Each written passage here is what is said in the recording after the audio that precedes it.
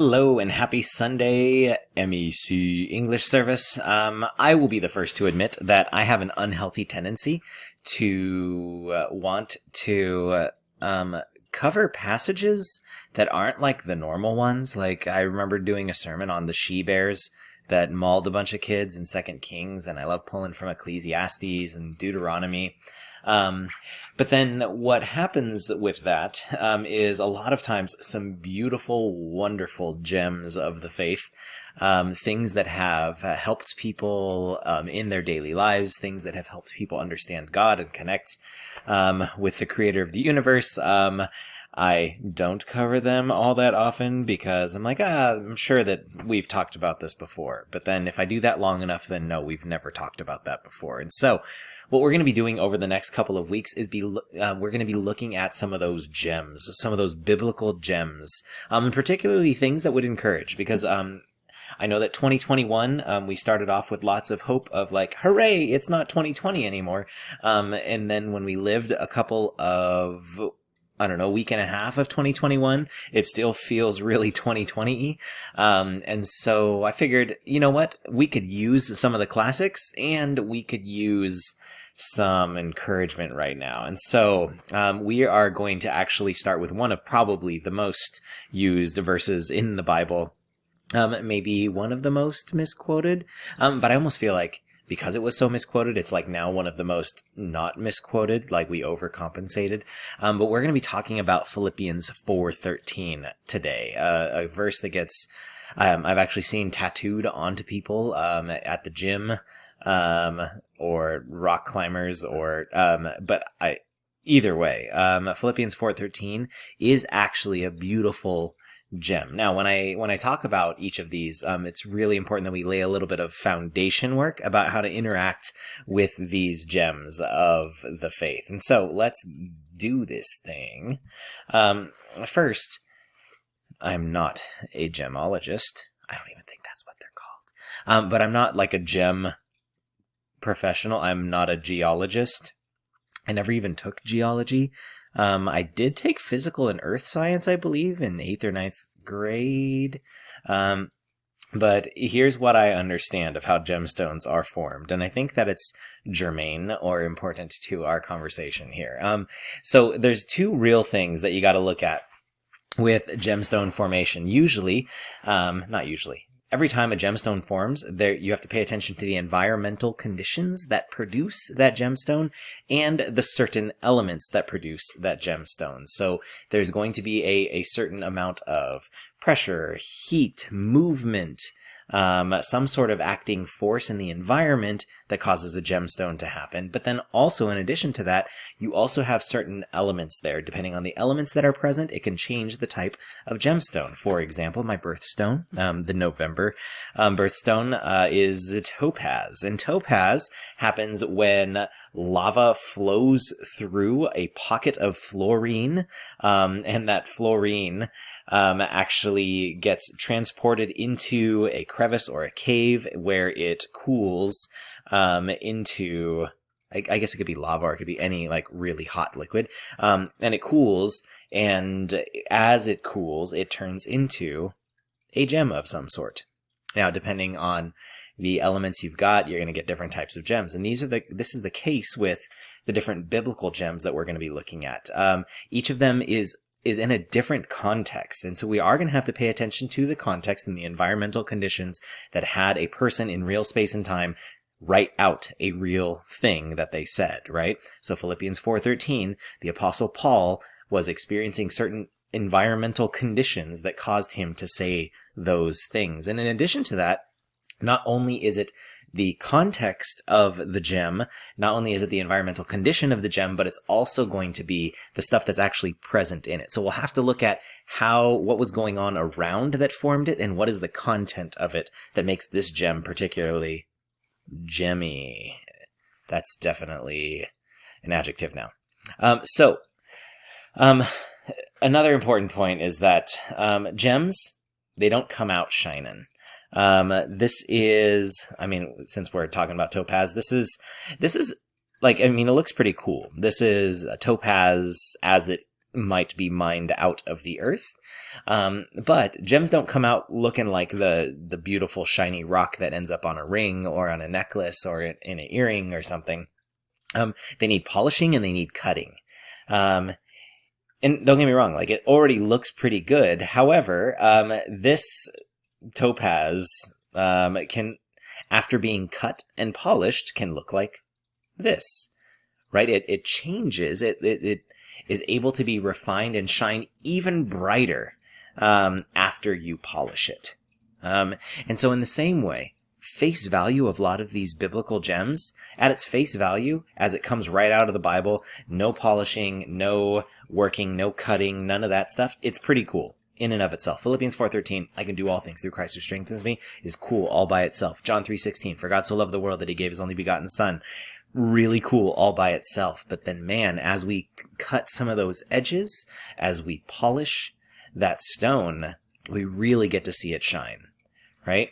Now, the idea of polishing, we then have to be like, okay, well, what is polishing? Right? Because maybe you guys aren't professional rock polishers. You can actually just grab a bunch of different types of rocks and throw them into a rock polishing machine.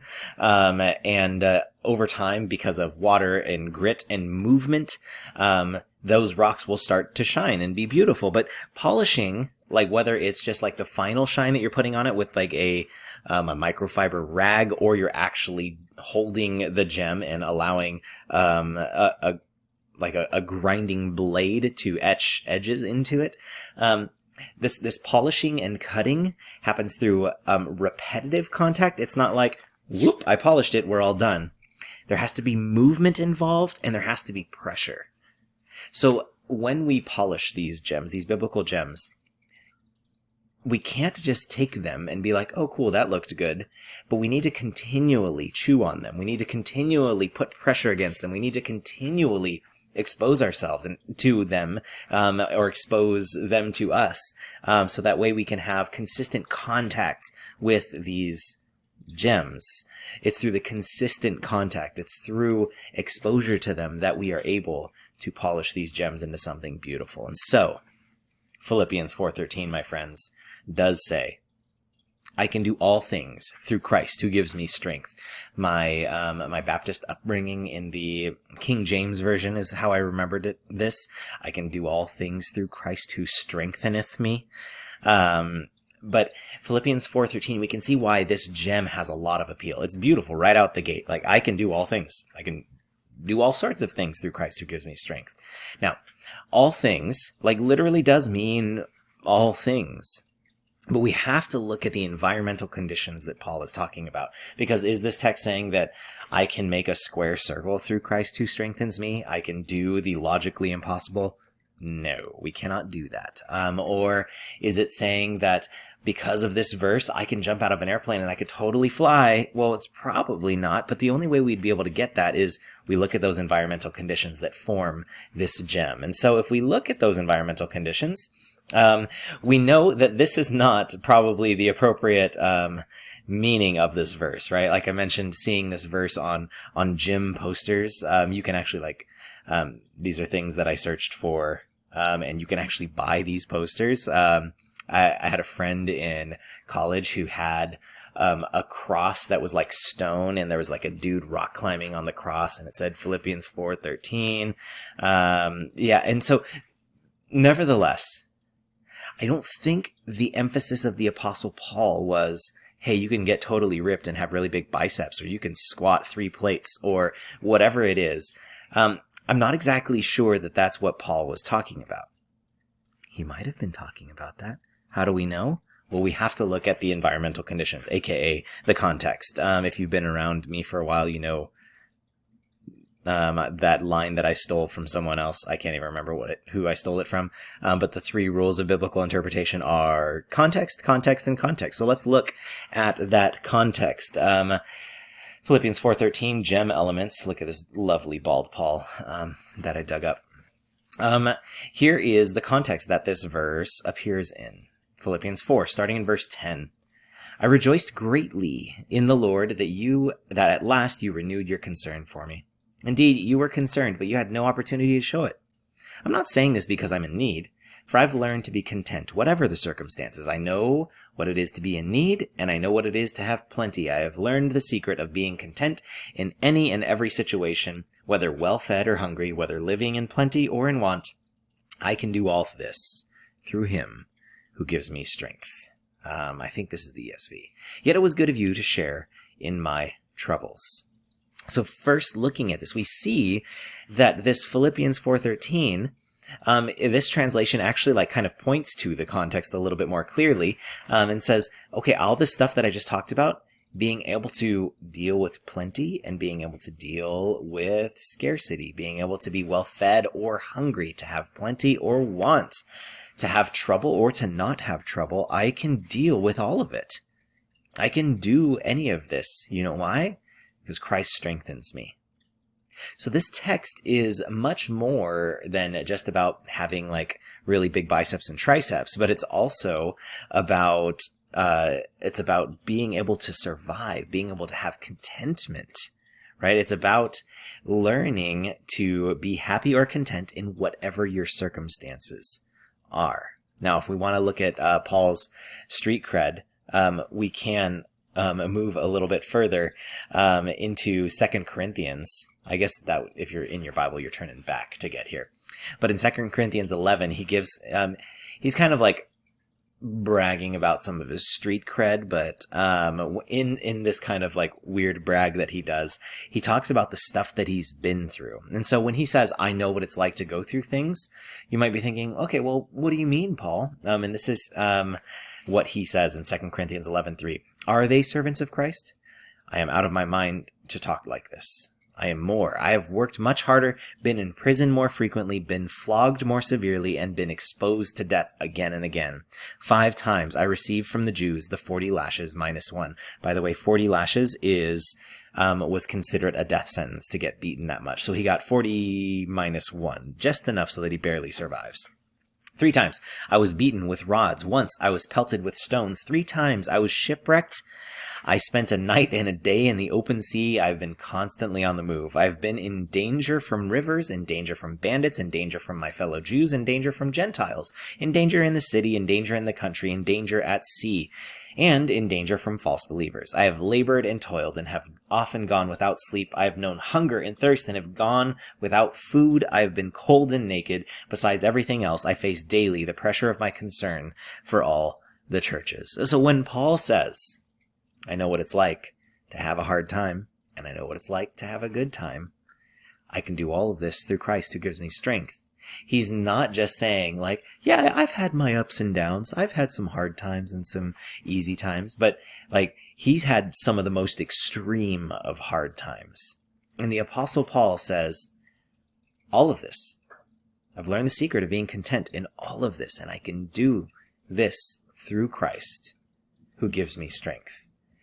And so we have to look at the elements of this gem, not just the context. So the context is he's gone through immense amounts of suffering and persecution and concern. And I mean, even at the end of that last verse that we read, he talked about his concern for the churches. And so those of you who have the last bit of this year, or the last bit of time, the last year or so has been hard. Right? Maybe you haven't been shipwrecked, and maybe you haven't been flogged to death, but maybe you have come close to death in your health, or maybe you have experienced persecution from people who disagreed with you, or maybe you've been stressed, or maybe your business or your financial status or your security or your grades have been absolutely shipwrecked. And I know that it's not a one-to-one comparison with Paul, but I think to some extent a lot of us can agree that there's been some extent to which Paul's laundry list, if we wanted to, we could be let me tell you about the last 9 to 10 months. I have this, and this. These are the things that have been difficult. And so we got that context. We've got those environmental conditions, but what is the content here? What are the elements, right, that form this particular gemstone? So not only is it hardship and plenty and the extreme of both, that's the context, but in that extreme of both, here's the content that comes through. I've learned to be content, whatever the circumstances. Imagine yourself being able to say that today. I have learned to be content, whatever the circumstances. And just in case you want that to be a beat your chest and be like, I'm so awesome. I can deal with anything. I'm so tough. I'm so amazing. I'm so bold. Philippians 4:13 is a moment of humility that says, yes, I've learned to be content, whatever the circumstances. And you know how I do this? I can do all this through him who gives me strength. You want to know how I've learned to be content? No matter what the circumstances are, I've learned to be content no matter what the circumstances are because Christ strengthens me to do so. And so you might be thinking, how? How does Christ strengthen me to do this? How does Christ allow me to be content no matter my circumstances, even if I'm on another semester of remote learning, even if I'm still not sure if I have a job, even if political unrest has not taken a break yet? Even in all of this, how can I learn to be content no matter what? And there's two places that I think Paul points to in other places of his writing. And you'll notice that because of the context, this is Paul that's talking here. I'm pulling from other places where Paul's talked to try to answer these questions. Romans 5:3-5, he says, we rejoice in our sufferings, knowing that suffering produces endurance, and endurance produces character, and character produces hope. And hope does not put us to shame, because God's love has been poured into our hearts through the Holy Spirit who has been given to us. And so we see in Romans 5, there's this internal focus that these hard things that we go through, we can still experience contentment because we know that this is pointing towards something. We know that this is actually, if we use this correctly, it's building our character. It's actually sharpening us as human beings. And when we do that, we get a deep new sense of hope. And in 2 Corinthians 4:16-18, he says, we do not lose heart. Though our outer self is wasting away, our inner self is being renewed day by day for this light momentary affliction.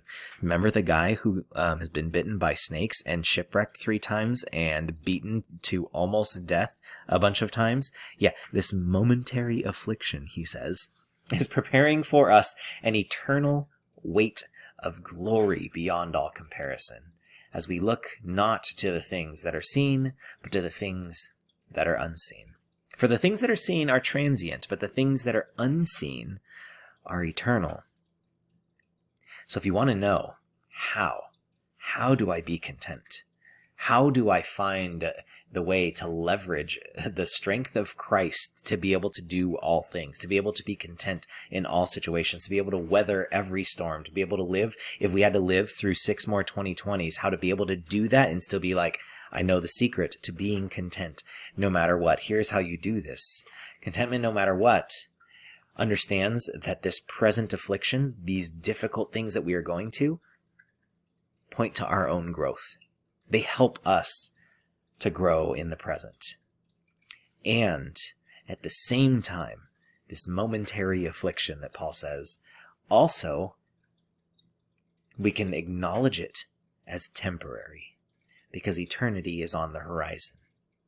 Because we know that this short moment isn't all of existence, but even our lives that we live, let's say you get a good long life, you get to be a centenarian, you live to 103 years old, you live that long life, but compared to eternity, it's a tiny little fraction.